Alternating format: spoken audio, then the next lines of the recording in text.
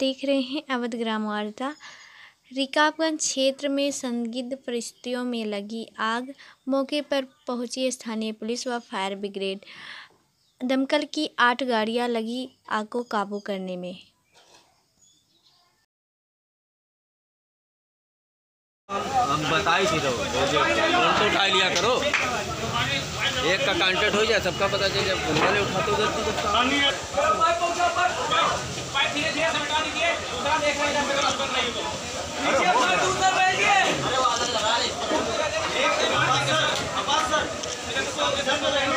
दुकान किसी और की है, उसमें जो है कुछ लोग लीज पर लिए हुए हैं, उनका जो है जला हुआ है सामान।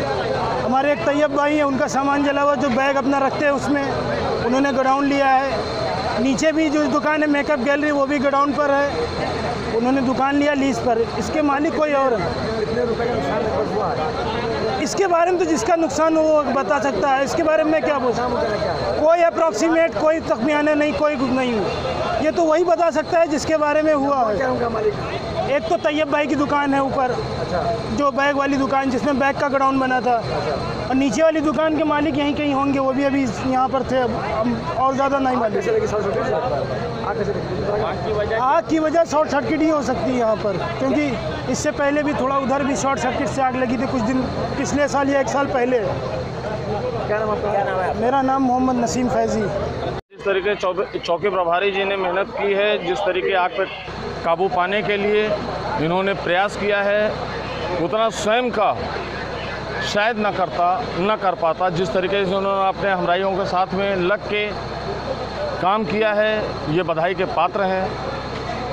अच्छा, ये इस तरीके की मार्केट से यहाँ पे खुली हुई है, क्या मार्केट में फायर सिक्योरिटी का सिस्टम लागू था? उन्होंने कुछ व्यवस्था कर रखी थी?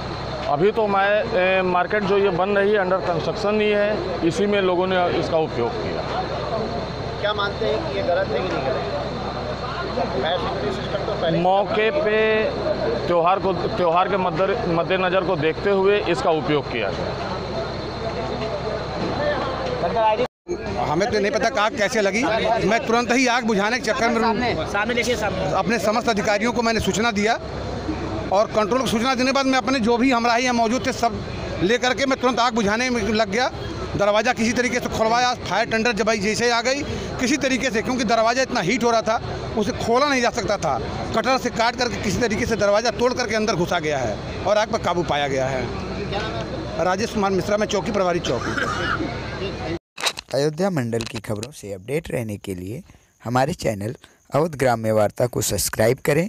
साथ ही अगर आप भी अपनी खबरें हमारे चैनल पर चलवाना चाहते हैं तो 94 54 83 48 95 पर व्हाट्सएप करें, और साथ ही हमारे चैनल को सब्सक्राइब कर घंटे वाली बटन ज़रूर दबाएं।